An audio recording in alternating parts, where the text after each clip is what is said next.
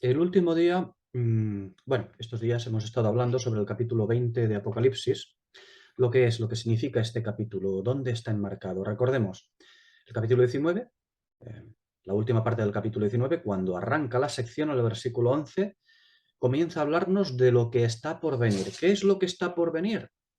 Es decir, lo que tiene que venir todavía, lo que ya viene en el versículo 11 del capítulo 19.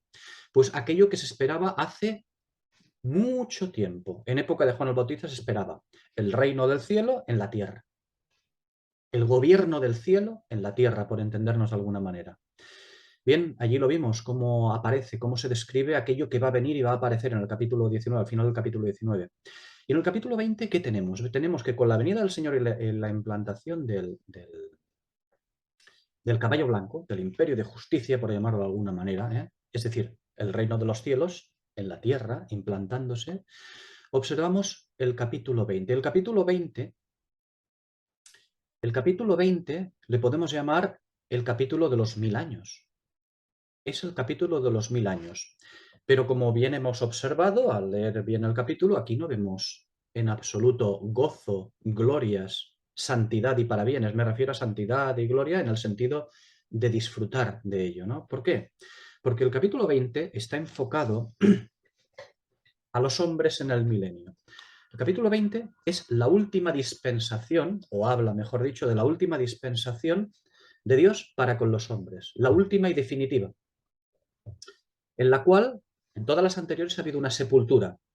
¿Sepultura para qué? Bueno, sepultados y guardados los que no han recibido el Evangelio, sepultados y guardados para el lago de fuego y azufre. En este, bueno, ya lo veremos más adelante, que no habrá sepultura, ya lo veremos más adelante, pero es la última oportunidad. Este capítulo 20 nos habla del milenio. Ya dijimos, el milenio no es el reino. Los dos actúan, están en el mismo tiempo y en el mismo espacio, actuando durante 2000 años. El reino se va a ocupar del milenio. ¿En el reino hay gozo y para bien? Sí. ¿En el milenio? Como tal, el milenio es un periodo de 1000 años para los hombres entregados a ellos para que escuchen el Evangelio. En este caso, el Evangelio eterno, es decir, el que va a saltar para eternidad. El Evangelio del Reino se hablaba, se predicaba el Evangelio del Reino para aquellos que tenían que entrar al reino. El Evangelio eterno se predicará en el milenio. ¿Para qué? Para aquellos que entren directamente a la eternidad. Porque cuando acabe el milenio, se acaban todas las cosas. La última dispensación de Dios para con los hombres, llamémosle economía, periodo, como queramos, se acaba. Y lo que llega es la eternidad. Es decir, el octavo día, el famoso octavo día de la fiesta de los tabernáculos. El séptimo día debía de haber sido el día de reposo eterno. Desgraciadamente no será así. Deberá ser el octavo. Debía de haber sido, pero será el octavo. Ya lo veremos también más adelante. Bien, sabiendo esto, lo que es el capítulo 20, el capítulo 20 habla del día de Jehová.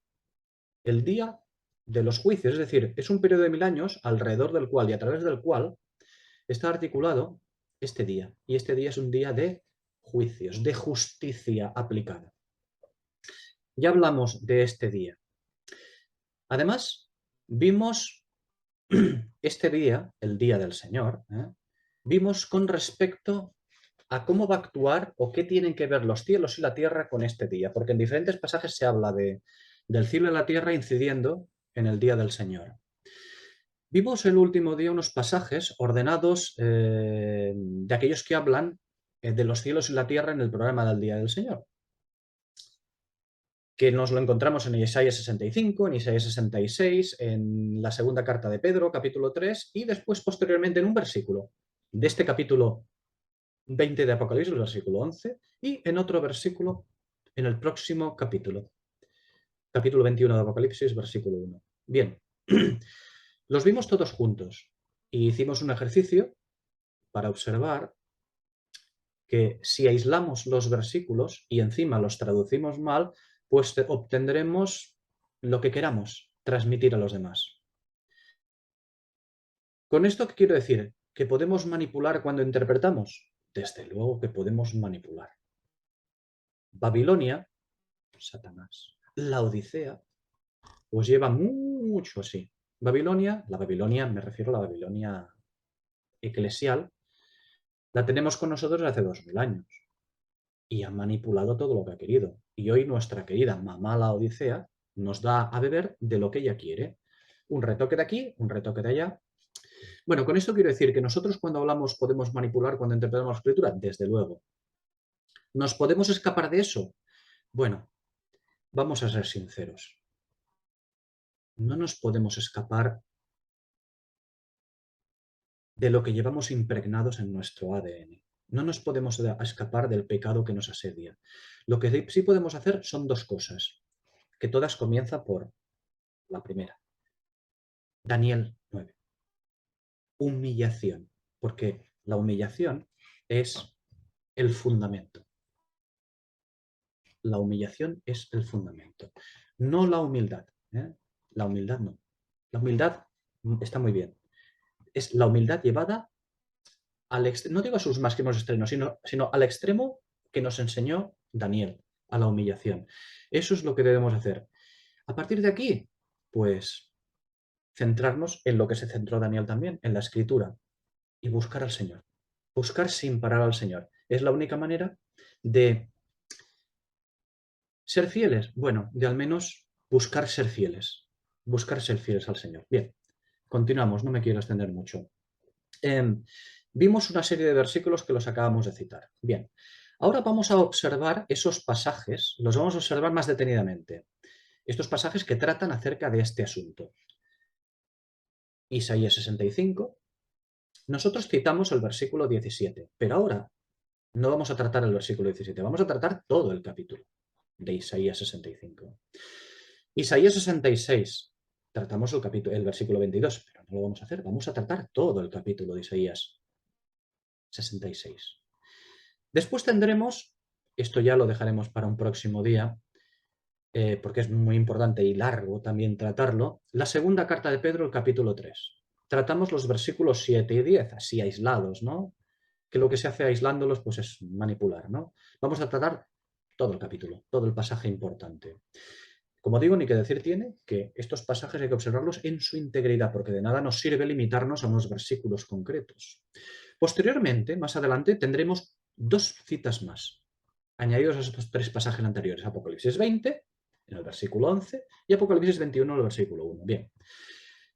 Con respecto a esto, a la incidencia de los cielos y la tierra en el día del Señor, los pasajes principales de donde brota la profecía es Isaías 65 e Isaías 66. De allí brota la profecía. Segunda de Pedro capítulo 3 simplemente se hace eco de esa profecía de Isaías. Pedro se refiere a esa profecía. Y finalmente, lo que hace en Apocalipsis con esos dos versículos es simplemente decir que se está cumpliendo ya, ¿no? Simplemente. Bien, pues vamos a ir directamente a Isaías. Comenzamos haciendo una pequeña introducción con Isaías 65 y 66 y después tocaremos capítulo por capítulo. Isaías 65 y 66 tenemos que entender que no son textos independientes. No son independientes. A veces ya sabemos que leemos, interpretamos, tratamos con algunos capítulos, pero ningún texto es independiente, pero Isaías 65 y 66 tampoco. Sé que es un libro bastante largo, Isaías, y que es difícil seguir el hilo. Bueno, y mucho más cuando no se entiende bien la interpretación, no se entienden bien las profecías, pero es difícil seguir el hilo al ser tan largo también. Al respecto tenemos que decir que Isaías 65, 66 arrancan en el capítulo 40 del libro. ¿De acuerdo? Si tenemos que englobarlos en un pasaje importante, largo, arrancan en el capítulo 40, lo cual es bastante, ¿no? Y arrancan en el capítulo 40 en medio de la cautividad babilónica. Es importante entenderlo también. Con referencia a eso, cuando arranca allí, antes de que el pueblo de Jehová, en aquella época, antes de que el pueblo de Jehová llegase al momento de las profecías de Isaías, mucho antes, Dios había llamado a Israel en Sinaí, por cierto, y le había llamado a ser el modelo de justicia y vía de bendición y sabiduría divinas a las naciones. Recordad estos pasajes. Éxodo capítulo 19, versículos 5 y 6. Y Deuteronomio 4, versículos 5 y 8. Son dos pasajes tremendamente importantes en cuanto a esto, porque realmente a quien Dios había llamado a ser el modelo de justicia y también la vía de bendición y sabiduría divinas a las naciones fue a Israel. Ya sé que ahora cualquiera me dirá, ya, pero ahora tenemos una cosa diferente. Desde luego que tenemos una cosa diferente, porque Israel ha caído, pero fue llamado a eso. En esos versículos lo observamos. Y también, por cierto, para quien se lo pregunte, sí, en Sinaí fue llamado Israel a ser modelo de luz y justicia, porque es el pacto de Moisés, la ley, ¿eh? Es el pacto de Moisés la que tiene, la ley, la que tiene que ver con la aplicación de justicia. El milenio debía de haber sido algo aplicado por el reino a las naciones. Era lo que estaba profetizado por Israel a las naciones, siendo el modelo de justicia y aplicándolo a las naciones. Porque está profetizado ampliamente, ya lo hemos visto en otros pasajes anteriores, que Israel, es decir, sí, Israel iba a tener la supremacía sobre las naciones. Cosa que incluso la mujer que tenía a su hija con un espíritu inmundo, hasta ella siendo sirofenicia, gentil, lo reconoce, que iban a tener que sujetarse a Israel. Bien, allí fue llamado Israel a ser, digo, la luz y justicia, el modelo de luz y justicia. ¿Por qué? Porque la ley es el modelo de luz y justicia. Diremos, la ley es el objeto que nos ha enseñado que no podemos superar el pecado sin la cruz de Cristo. Desde luego, 100%. Pero hay muchas cosas más alrededor de todo esto, con mucha amplitud. Y es que en el fondo la ley debía de ser esto, el modelo de justicia que tenían que practicar justamente los israelitas para demostrar esa justicia a las naciones. Y en Deuteronomio 4 observamos cómo debía de ser ese modelo para las naciones. Es curioso. Y digo que eso, que debe ser el modelo de la aplicación de justicia, la que tiene que ver, tenía que haber sido Israel el modelo de aplicación de justicia. ¿Por qué? Porque el amor y la gracia no son el tema central ni de la ley mosaica, ni de la dispensación milenial. El amor y la gracia no son el tema central de la ley, desde luego, ni de la dispensación milenial. Lo que es el tema central de la dispensación milenial es la justicia, no el amor y la gracia. Veamos el pacto. Estos versículos que hemos citado, estos pasajes que hemos citado de Éxodo 19 y Deuteronomio 4, vamos a verlo. ¿Por qué? Porque ahí vemos el pacto y sus promesas condicionales. Recordemos que la ley es el único pacto que es condicional. Es decir, haz esto y vivirás. Es el único pacto. Haz esto y yo te concederé. Es el único pacto condicional que Dios le pone condiciones. Veamos. Éxodo 19, versículos 5 y 6, donde dice: Ahora pues, si dais oído a mi voz y guardáis mi pacto, vosotros seréis mi especial tesoro sobre todos los pueblos, porque mía es toda la tierra. Y vosotros me seréis un reino de sacerdotes y gente santa. Estas son las palabras que dirás a los hijos de Israel. Era para ellos. Reino de sacerdotes y gente santa. Vosotros, Israel, seréis mi especial tesoro sobre todos los pueblos, porque mía es toda la tierra. Y ahora Deuteronomio 4, versículos 5 a 8, donde dice: Mirad, yo os he enseñado estatutos y decretos, como Jehová mi Dios me mandó, para que los pongáis en práctica en medio de la tierra en la cual vais a entrar para tomar posesión de ella. La tierra de Palestina, la tierra de Israel. Guardadlos, pues, y ponedlos por obra, porque esta es vuestra sabiduría y vuestra inteligencia ante los ojos de los pueblos, los cuales oirán todos estos estatutos y dirán: ciertamente pueblo sabio y entendido, nación grande es esta. Porque ¿qué nación grande hay que tenga dioses tan cercanos a ellos como lo está Jehová nuestro Dios en todo cuanto le pedimos? ¿Y qué nación grande hay que tenga estatutos y juicios justos como es toda esta ley que yo pongo hoy delante de vosotros? Creo que queda suficientemente claro, ¿no? En cuanto a esto. Es decir, según estos pasajes, Israel debía ser quien pastorearía a las naciones. Es Israel quien debía ser el, el que pastorearía a las naciones. Quien estaba llamado a ejercer ese ministerio de justicia y enseñanza era Israel.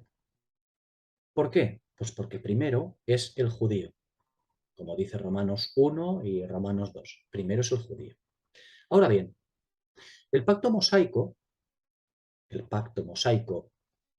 quebrantado, el pacto mosaico quebrantado era un pacto condicional, como hemos dicho. Cúmplelo y yo te concederé. Pero es un pacto quebrantado por Israel, naturalmente. Y eso relegó a Israel a retroceder a otro encaje. No ha perdido totalmente su posición, pero ha sido relegado a otro encaje. ¿Cuál? Lo sabemos, en el encaje que tenía anteriormente, es decir, al pacto que pertenece, y el pacto aquel era incondicional, el pacto abrahámico. Ahí sigue teniendo su encaje, pero ha perdido algo por el camino. ¿Significa eso que Israel perdió su posición totalmente? Nada de eso. Igualmente llegará a ser un reino hegemónico también, con supremacía sobre las naciones. Eso lo vemos, por ejemplo, en Isaías 49, versículos 22 y 23, y, como hemos citado antes, Marcos 7, versículos 27 y 28. Israel llegará a ser un reino hegemónico con supremacía sobre las naciones, pero su cualidad de ser luz y justicia a las naciones, esa cualidad de llegar a ser luz y justicia a las naciones, ha pasado a otras manos.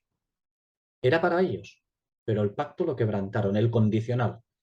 Si hubiera sido incondicional el pacto, no habría habido modificación, porque Dios no puede negarse a sí mismo.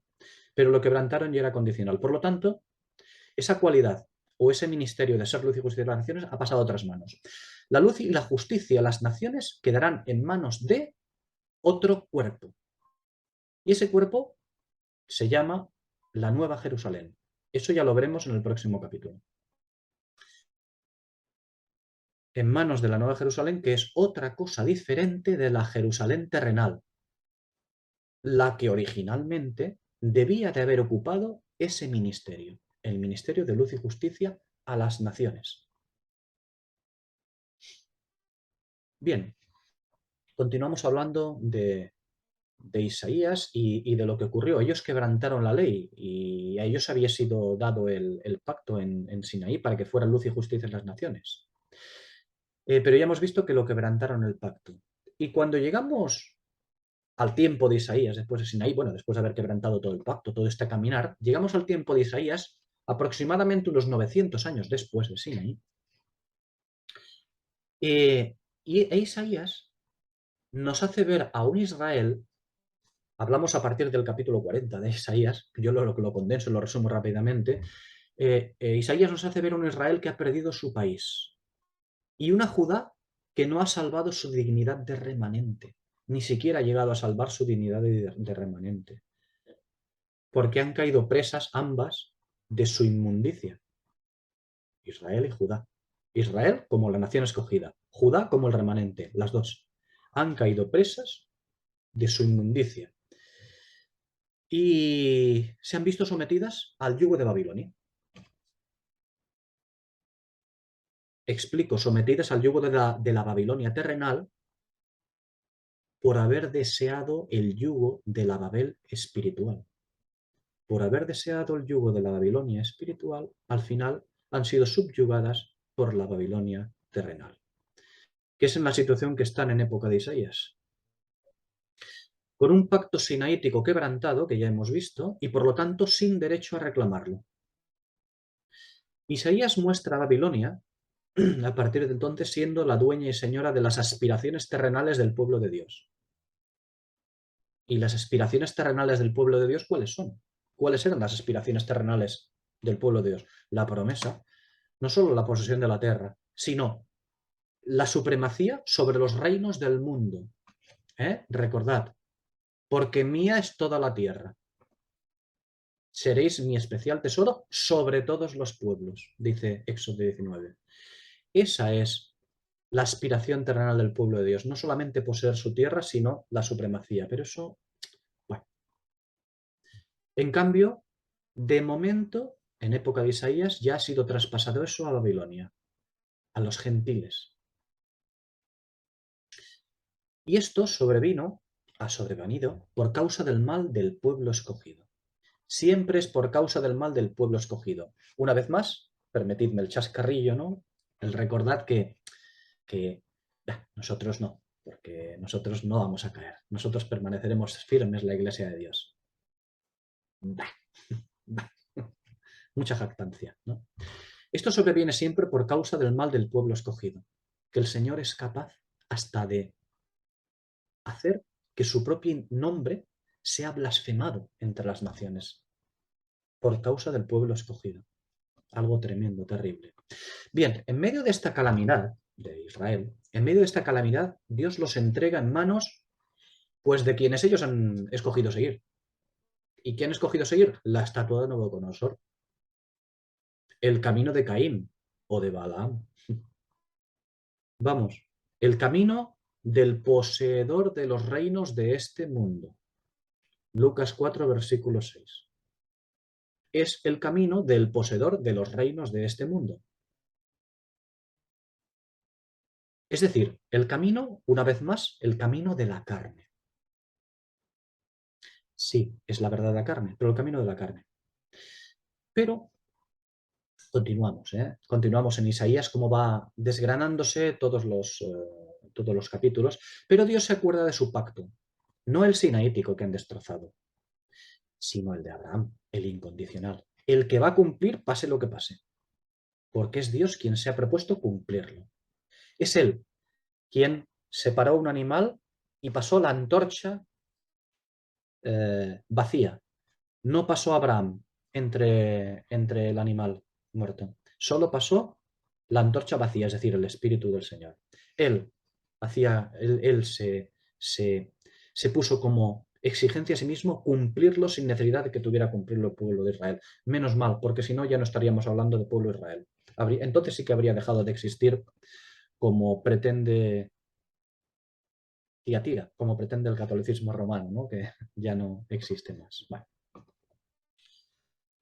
Pero digo que Dios se acuerda de su pacto, el de Abraham, el incondicional, al que tiene que volver, o mejor dicho, al que Israel tiene que volver para tener su encaje.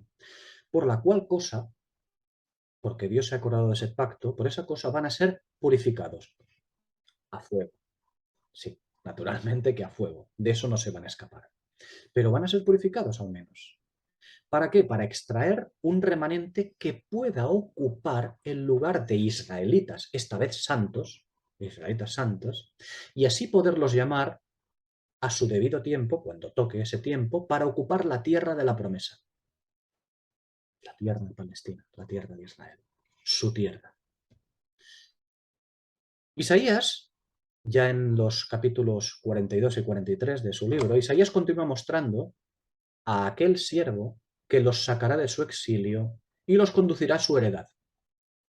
Esto ya lo vemos en el capítulo 44 de Isaías, cómo el Señor primero se presenta a aquel siervo en los capítulos 42-43, que es quien los va a sacar de su exilio y los va a conducir a su heredad, que lo vemos ya en el capítulo 44.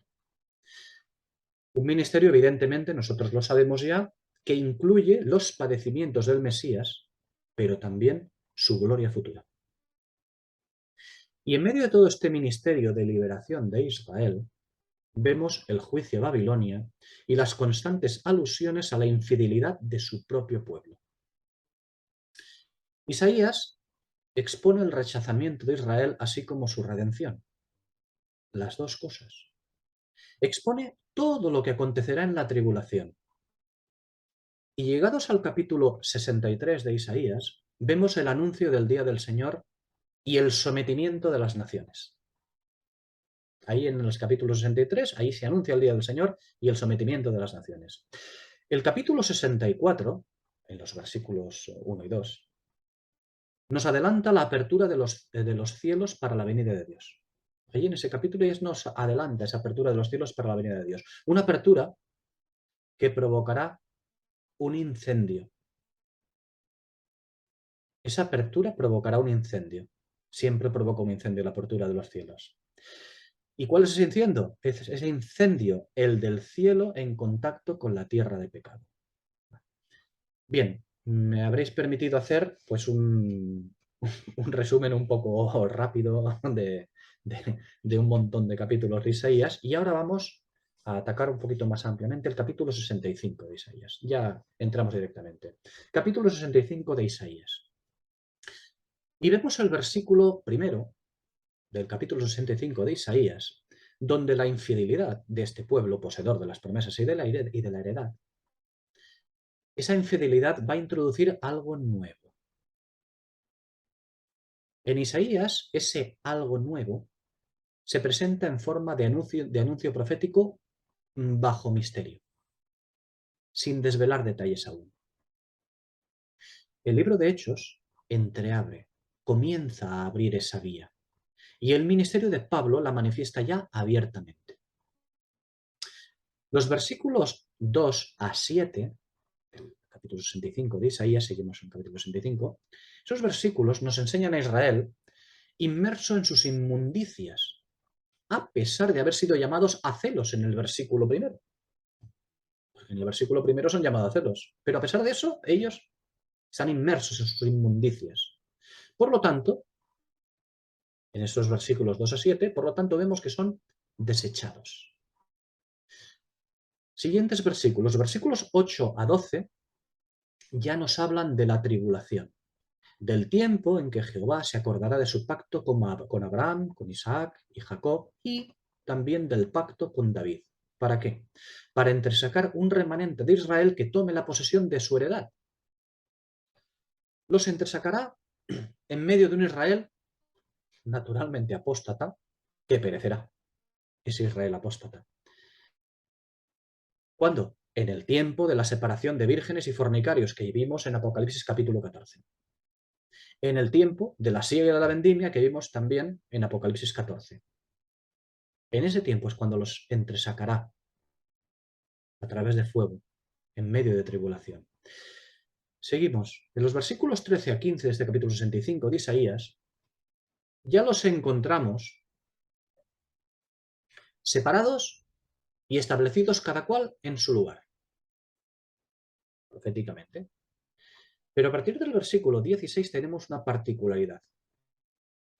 Ya solo se habla del reino del Señor,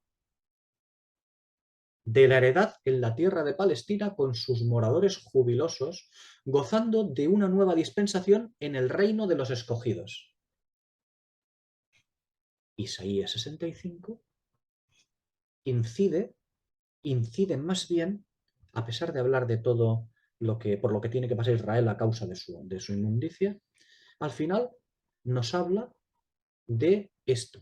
Porque el objetivo de este capítulo 65 no es el estado eterno, de ninguna manera, sino el milenio. Pero sí es verdad que trata del milenio. Isaías 65 trata del milenio, pero tratando exclusivamente el reino de los escogidos en la tierra de Israel, en la tierra de la promesa. De esto es lo que se ocupa Isaías 65. Sí se ocupa del tiempo milenial del reino, pero fijándose o viendo en su amplitud, tratando exclusivamente sobre todo del reino de los escogidos en la tierra de Israel, no en todo el mundo, sino en la tierra de Israel, los escogidos. Para ver las naciones sujetas a tributo y vara de hierro, sujetas a todo eso, para verlas en el milenio sujetas a las naciones a tributo y vara de hierro, debemos esperar al siguiente capítulo, al capítulo 66. Y hemos dicho que el capítulo 65 no es independiente, sino que forma parte de un relato que arranca en el capítulo 40. El capítulo 65 trata mayormente del reino en gloria y a continuación, el capítulo 66, veremos a las naciones en el milenio. Ahora lo veremos, pero todavía esperamos un poco. Por cierto, tratando el capítulo 65, en cuanto a la creación de nuevos cielos y nueva tierra del versículo 17. Ya veis que estamos tratando todo el capítulo, tenéis entre vosotros todo el capítulo. Por lo tanto, el versículo 17 no debemos alienarlo de los versículos 16 y 18. Ya sé que es una obviedad lo que digo, sé que es una obviedad, pero es que nuestra querida mamá Laodicea insiste en que aislemos el versículo 17. Y la gran mayoría de las personas que dicen que no debemos aislar el versículo 17, lo aíslan. Pues no. El versículo 16 y 18 no debe, o sea, van juntamente con este versículo. Porque normalmente se coge el 17 y se establece un sistema teológico, una doctrina o un evento profético, como aislándolo de su contexto. Eso es lo que se hace. Es decir, las malas interpretaciones, ya conocemos de qué va esto. Se coge un versículo y se establece un sistema doctrinal o un evento profético o una doctrina, lo que sea. Se aísla de su contexto, porque dice, he aquí que yo crearé unos nuevos cielos y una nueva tierra, y de lo primero no habrá memoria ni vendrán más al pensamiento. Se aísla y ya está. Y se establece el dogma que dice, ese dogma, que habrá una nueva creación universal, tal que la anterior creación será totalmente olvidada por las mentes humanas. ¿No? De lo primero no habrá memoria ni vendrá más el pensamiento. Por lo tanto, es que se olvidará, ni vendrá más al pensamiento. Bueno, esta forma de elaborar doctrinas es, perdonadme, es indecente como poco. Aislar versículos es indecente esta manera de elaborar doctrinas, pero es que lo peor de todo es que nosotros ya lo sabemos. Ya lo sabemos. Eso sí, una indecencia muy cristiana. ¿Por qué? Pues porque surge de cristianos. Es muy hermana porque surge de hermanos. Y es muy amorosa porque surge de aquellos que la enseñan con todo amor para los demás. Y para Colofón es muy espiritual porque se dice que es lo que el Señor me ha puesto en mi corazón. Nos ha puesto en nuestros corazones al estudiar la Escritura. Y sacamos una porquería de doctrina, y perdonadme la expresión, diría expresiones un poquito más fuerte porque me caliento con todo esto. Ya sabéis, no estoy diciendo, hermanos, lo hacéis mal. No, no, yo el primero, lo hacemos mal. Nos hemos dejado influir, engañar por la Babilonia espiritual. Me enfado conmigo mismo también en la cabeza, porque nos hemos dejado engañar. Por eso digo que utilizamos expresiones como, bueno, ¿sabéis aquella expresión que dice, esto está demostrado científicamente? Pues entre los creyentes es, el Señor lo ha puesto en mi corazón, ¿no? Es muy típico. Ey, una expresión que acostumbramos a utilizar también nosotros, ¿eh? Pero muchas veces se usa para darle como autoridad delante de los demás, para que nadie pueda rebatirla que realmente viene del Señor. Pues no. Hay doctrinas, muchos versículos mal interpretados que no están mal interpretados por el Señor. De hecho, desgraciadamente, la mayor parte de la Escritura. Bien, permitidme continuar un poquito incidiendo en esto. La superficialidad es propia del neófito. Claro que sí. Del nuevo nacido. Es propia del neófito. No pasa nada. Pero está en fase de aprendizaje. Él está en fase de aprendizaje, pero acepta que su conocimiento es superficial. Él acepta que su conocimiento es superficial. ¿Y qué hace? Seguir aprendiendo. Bueno, esa es la teoría, ¿no? O sea, lo lógico y normal, ¿no? Lo que hace es seguir aprendiendo el neófito. Él entiende que su conocimiento es superficial y sigue aprendiendo. Claro. Y ahora viene la Odisea. La Odisea nos ha dejado subnormalmente superficiales. Permitidme esta palabra subnormalmente porque recuerdo un hermano que la dijo hace mucho tiempo y la recuerdo. Nos ha dejado subnormalmente superficiales la Odisea. Sí, sí, nos ha dejado unos retrasados, porque eso es lo que somos. Y nos ha convencido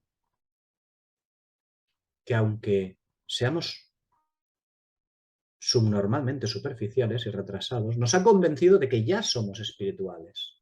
De manera que como nos ha convencido de que somos espirituales y dominamos, nos lo creemos. Nos lo creemos y nos lanzamos a pregonar superficialidades como si fueran los misterios de Dios. Y eso ya sabéis qué nombre tiene, es inmundicia. Y llevamos amontonando inmundicia sobre inmundicia 2000 años. Hablo de nosotros, ya no hablo del pueblo de Israel. Esos ya hemos hablado largamente también de ellos. Hablo de la nuestra. Y sí, llevamos amontonando inmundicia sobre inmundicia 2000 años. ¿Hasta cuándo? Hasta que llegue la hora del vómito del Señor. Te vomitaré. ¿Qué expresión más fuerte? ¿Qué expresión más indigna? Indigna no porque la diga el Señor, sino porque tiene que ser aplicada a aquellos que ha sido entregado el candelero, a la iglesia. Te vomitaré. Bueno, pues hasta que llegue esa hora seguiremos acumulando inmundicia tras inmundicia. Retomo lo del versículo 17, que el versículo 17 no debemos alienarlo de los versículos 16 y 18.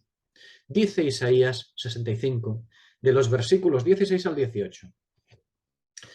El que sea bendecido en la tierra, en el Dios del amén será bendecido. Y el que jure en la tierra, por el Dios del amén jurará, porque las angustias primeras serán olvidadas. Las angustias primeras serán olvidadas. Y porque quedarán escondidas de mis ojos. Y ahora, si me permitís, ya podemos ir al versículo 17. Pero recordad, porque las angustias primeras serán olvidadas. El que sea bendecido en la tierra, el que jure en la tierra. Porque he aquí que yo crearé unos nuevos cielos y una nueva tierra, y de lo primero no habrá memoria ni vendrá más al pensamiento. Seguimos en el último versículo. Porque he aquí, perdón, mas gozaos y alegraos para siempre en las cosas que yo he creado, no, la traducción es voy a crear, no sé por qué les ha dado por traducir así. Bueno, en las cosas que yo voy a crear, porque he aquí que yo voy a crear en Jerusalén. ¿Tenéis delante de vosotros el versículo 18? Podéis verlo claramente lo que va a crear, ¿no? Dice, cielos nuevos y tierra nueva. ¿No? Pues no. Lo que va a crear es en Jerusalén alegría y en su pueblo gozo. Insisto, dice, el que sea bendecido en la tierra. Se trata de la bendición de la tierra, del tiempo de la gloria del Señor, de la promesa hecha efectiva y los pactos cumplidos. Se trata del tiempo milenial, del establecimiento del reino, de la tierra regida por el verbo, por la palabra. Porque los llamados bendecidos, aquí, son los que entran a la posesión del reino de Cristo, con Cristo. Y la bendición será tal que sus angustias pasadas, la de la tribulación sobre todo, porque se trata de las angustias de la tribulación, sus angustias pasadas, esa bendición será tal que esas angustias pasadas van a quedar atrás. ¿Por qué? Pues porque lo que viene es una nueva relación,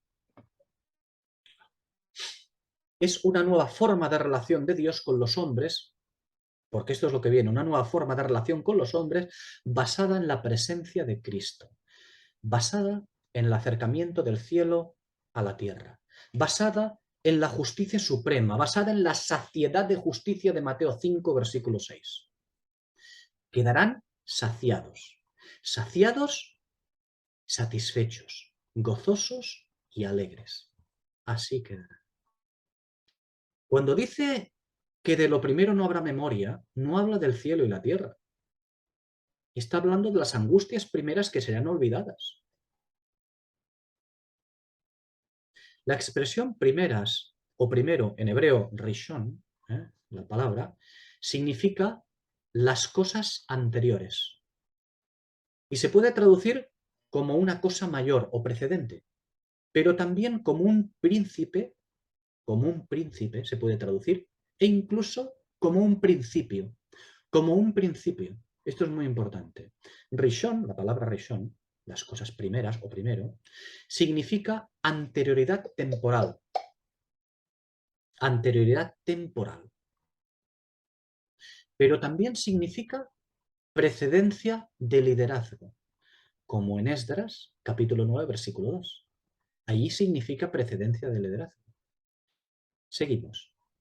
Insisto, aquí no hay unos cielos y tierra nuevos que sustituyen una pretendida destrucción de los actuales. No los hay. Los nuevos cielos de los que habla Son los nuevos principios en la tierra. Los nuevos principios en la tierra que sustituyen a la carne. Es el cielo en la tierra, los principios celestiales en la tierra, que sustituyen a la carne. Y los suyos, los del Señor, los santos del Señor, los suyos, reciben esto con gran gozo y plenitud. De eso se trata. El versículo 18 dice, gozaos y alegraos en lo que voy a crear. ¿Y qué es lo que va a crear? Alegría y gozo. Es decir, unos nuevos principios que van a regir la tierra. Y estos nuevos principios van a dotar de gozo y alegría a los moradores del reino, no a las naciones, no a las naciones, sino a los súbditos del reino, los van a dotar de gozo y alegría. Para las naciones también hay justicia y juicio, pero no en forma de gozo y alegría, sino en forma de vara de hierro. El capítulo 65, una vez más, nos presenta las bendiciones del reino para los suyos. Y es importante observar esos versículos 16, 17 y 18 para entender que no está hablando de creación de cielos y tierra nuevos y haberlos exterminado. De hecho, esa idea de que hay una destrucción de cielos y tierra está basada en la segunda carta de Pedro, capítulo 3. Pero ya llegaremos a ello.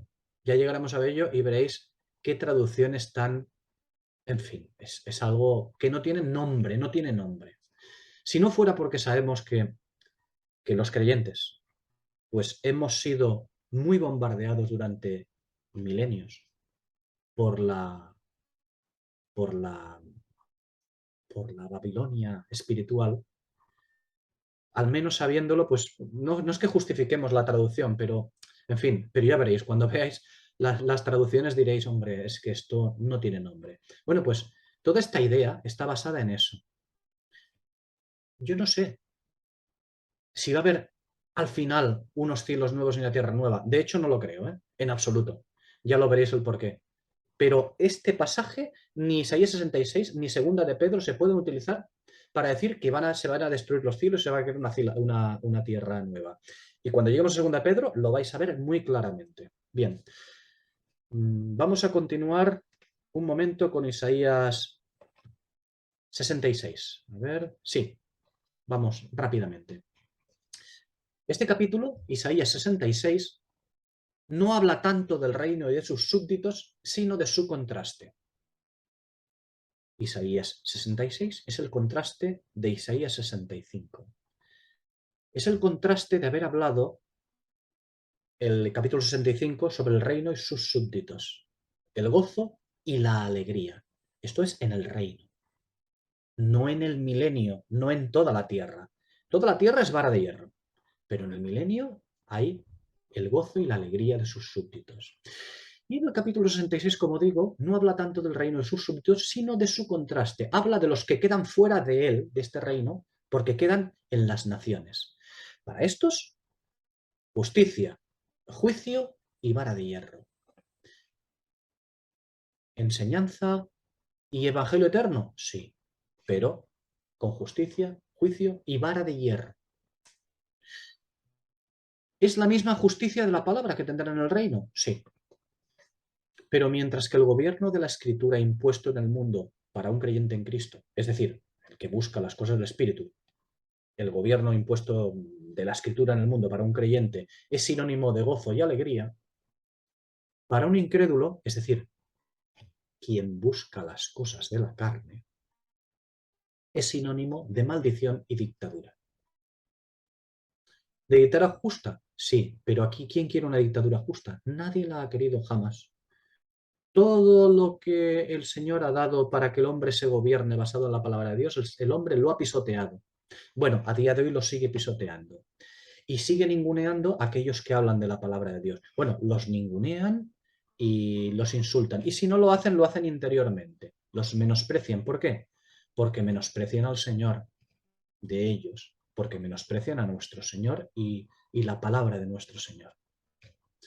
Nosotros ya sabemos que no íbamos a ser menos. Si al padre de familia llamaban Belcebú, pues eso. Decía que la misma justicia de la palabra que tendrán en el reino, la misma justicia de la escritura que tendrán en el reino, también la tendrán en las naciones. Pero para ellos no será tan agradable de recibir, porque no quieren recibir el camino del Señor. No se va a querer recibir el Evangelio eterno. Habrá quien lo reciba, pero la mayoría no, desde luego. ¿Por qué? Porque el milenio es la última dispensación dada al hombre para que el hombre ya no pueda tener queja en absoluto, cuando se va a implantar la justicia suprema, cuando nadie va a tener que dejar una taquilla cerrada, cuando nadie te va a dar un golpe en el coche sin que te dejan su número de teléfono para poder llamar a la aseguradora o lo que sea, sin que se haga cargo de los gastos. En fin, etcétera, etcétera, etcétera, ¿no? Así va a ser el reino para ellos también. Pero bueno, decía esto. Atención, también. Para los que estén en las naciones, también hay posibilidad de bendición. Quien reciba el Evangelio eterno llegará a amar la Jerusalén y por lo tanto llegará a recibir sus consolaciones. Estoy hablando del capítulo 66 de Isaías, es una cuestión de leerlo entero y ver estas palabras que estoy diciendo para encajarlas, ¿no? Quien reciba el Evangelio eterno llegará a amar la Jerusalén y por lo tanto llegará a recibir sus consolaciones. Llegará a alegrarse y gozarse con ella, es decir, a compartir lo mismo que hemos leído en el capítulo anterior, en el capítulo 65, versículo 18, a alegrarse y a gozarse con ella. Compartirá lo mismo que yo. Seguimos con Isaías 66. Los versículos 15 a 18 nos muestran cómo las naciones recibirán la vara de hierro, es decir, los 1000 años de vara de justicia. Esta se presenta en forma de fuego, es decir, los cielos encendidos, inflamados, dice el versículo 15, donde nada escapará ya a su reprensión. Porque la ira es algo ejecutivo, no es la indignación no es ejecutiva, pero la ira sí es ejecutiva. El versículo 16 es el juicio establecido en la tierra por la espada, la escritura. Nadie quedará escondido de ser visto y atravesado por la espada. Nadie ni nada detendrá ya la espada de mostrar las sangres. Y no serán pocos los que acaben muertos, porque es el tiempo en que nada habrá escondido sino bien conocido y visto a plena luz. Ese es el tiempo del milenio. La vara de hierro, el caballo blanco se encargará de que así sea. Una expresión esta, que nada habrá escondido sino bien conocido y visto a plena luz, una expresión esta que Mateo 10, Marcos 4 y Lucas 8 aplican al fin del siglo, al tiempo milenial, cuando la escritura será la única ley. Lucas 8:21. Seguimos en Isaías 66, ahora el versículo 17. El versículo 17, ahí vemos al hombre natural, como el hombre natural caminará en las naciones bajo la justicia de la vara escritural. Y aún así tendrá su oportunidad de encontrar a Dios en el milenio. Pero aquellos que intenten volver a hacer inmundicia, la escritura, aquellos que intenten hacerlo, serán talados. Seguimos, los versículos 18 a 24. Vosotros disculpadme, lo que estoy haciendo no es interpretar Isaías ahora mismo, estamos haciendo un resumen de la manera rápida como podamos, ¿no? Aplicado a todo lo que él quiere decir. Los versículos 18 a 24 nos hablan de los que llegarán, de todos aquellos que llegarán a ser redimidos entre las naciones en el milenio, en tanto que este milenio dura en la tierra, porque sí que habrán redimidos entre las naciones en el milenio. Los versículos 18 a 24 nos hablan de ellos. Los versículos dentro de esta sección de los versículos 18 a 24, los versículos 18 a 21 concretamente, apuntan a que habrá entre las naciones quienes reciban el Evangelio eterno. Por lo que el Señor tomará también de ellos para sacerdotes y para levitas. El Señor tomará también de ellos, de entre las naciones. Porque el adverbio que se introduce aquí también, o igualmente, se puede traducir así, es importante para observar que no está hablando de israelitas, sino gentiles, de entre las naciones. Pues estos versículos apuntan también a que entre ellos habrá sacerdotes, para sacerdotes y levitas. Ojo, nosotros lo miramos esto y para nosotros es algo normal. Bueno, para Israel no era nada normal esto, en absoluto, ¿no? Es algo muy especial, algo muy especial. Los versículos 22 a 24, lo que vemos en el versículo 22 no es un versículo para postular una aniquilación de cielos y tierra y una nueva creación material. Este versículo 22 está enmarcado en el milenio y es también aquí inseparable de los dos siguientes. Versículos 22, 23, 24 son unos versículos que tienen que ver con Apocalipsis 21 y 22. Son las condiciones, nos hablan de las condiciones de las naciones en el milenio para poder tener relación con la Nueva Jerusalén, la cual es la fuente de luz. Va a ser la fuente de luz. Lo que expone este versículo 22 de Isaías 66 es una nueva creación. Es decir, los nuevos principios que van a regir el milenio. Unos principios plenamente escriturales y las bendiciones de aquellos entre las naciones del milenio que lleguen a ser creyentes. Eso es lo que expone. El versículo 23 sigue hablando de estos creyentes. Fijaos, porque sigue hablando como teniendo derecho al holocausto semanal y al mensual.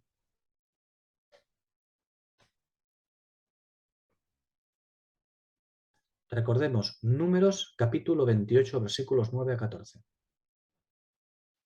Ahí, vuelvo otra vez a Isaías 66, versículo 23, digo que el versículo 23 sigue hablando de estos creyentes, de las naciones, como teniendo derecho al holocausto semanal y al mensual. De semana en semana y de mes en mes. Recordad las escrituras de correspondencia, porque a esto se está refiriendo Isaías.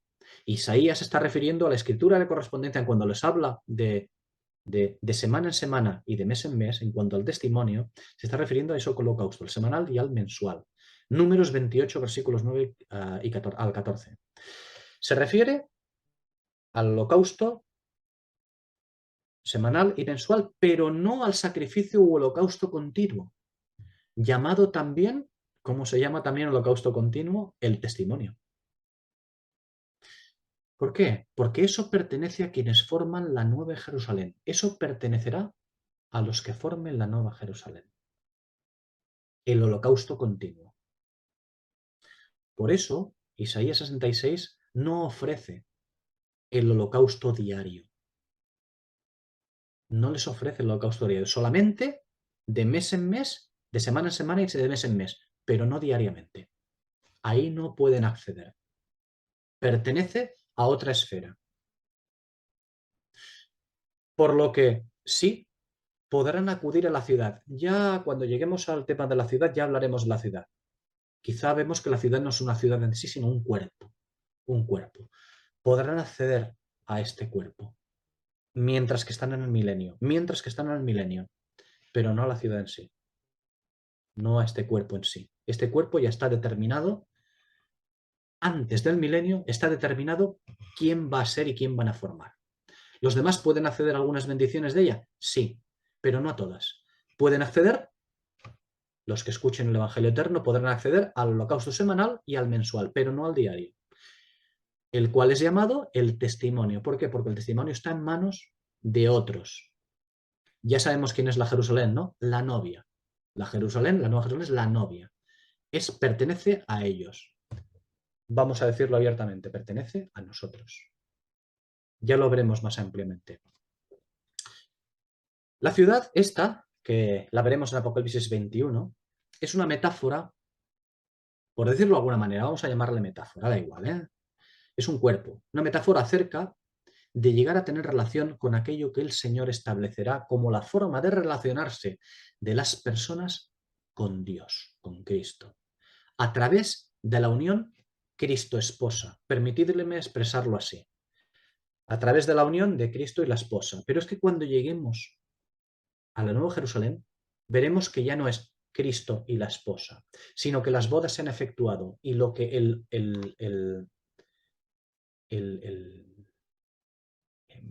el resultado que vemos de esas bodas es una cosa que podríamos llamar Cristo esposa. Ya sé que es una expresión un poco así, pero es para que nos entendamos. ¿Por qué? Porque ya no hay separación entre Cristo y la esposa. No habrá separación entre Cristo y la esposa. Será lo mismo, porque la esposa, como dice Zacarías, creo que es Zacarías, aquel sacerdote, que traducen junto a su trono, no. Horrible traducción, en su trono. Es aquel sacerdote en su trono. Son los ancianos que están en el trono. También se ven en Apocalipsis 4, 5.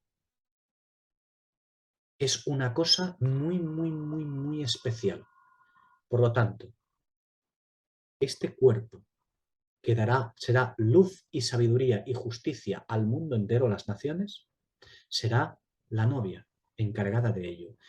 Y están en una comunión tal con Cristo, estarán en una comunión tal con Cristo, que se nos presenta como la Nueva Jerusalén, que es la unión de Cristo y la esposa. Hay más cosas en la Nueva Jerusalén, pero de momento entendámoslo así. Y esta unión se llama la Nueva Jerusalén. Eso sí, estos creyentes, me refiero a los que se conviertan entre las naciones en el milenio, estos creyentes deberán recordar a dónde pertenecen. A las naciones mientras dure el milenio. Son los que escuchan el Evangelio eterno y creen, pero no son los súbditos del reino ni los moradores de la Nueva Jerusalén. ¿Y se gozarán en el Señor? Sí, pero estos, conforme dice el versículo 24, Isaías 66, estos, mientras estén en el milenio, deberán recordar siempre, por su bien, por la cuenta que les trae, deberán recordar siempre el apartamiento de Dios. ¿Por qué? Pues porque la expresión saldrán implica que su lugar no es la ciudad, porque de la ciudad es más. Del santuario del Señor hay quien no saldrá. Si recordáis Apocalipsis capítulo 3, versículo 12. Estos, del versículo 24 y 66, saldrán. Y la expresión saldrán implica que su lugar no es la ciudad, sino las naciones, al menos mientras dure el milenio. Recordemos que en el versículo 23 indica militancia en la fe, pero no como aquellos que sí tienen el sacrificio continuo, ¿no? Pueden acceder de semana en semana y de mes en mes. Es decir, participan de ese holocausto de alguna manera. ¿Por qué? Porque han recibido el Evangelio eterno. Perdón, porque lo recibirán el Evangelio eterno mientras estén en el milenio, pero no como aquellos que sí tienen el sacrificio continuo. Porque esto es algo que pertenece a aquellos que lo han ganado, mejor, que Cristo lo ganó para ellos en su momento, y es la novia, la Nueva Jerusalén. Bien, he intentado hacer un resumen lo más que he podido sobre estos capítulos y ahora nos dejamos la segunda carta de Pedro, capítulo 3, nos la dejamos para el próximo día si el Señor quiere. Temo que no la podamos acabar, lo intentaremos este capítulo 3, segunda de Pedro, pero bueno, haremos lo que podamos el próximo día, si el Señor quiere.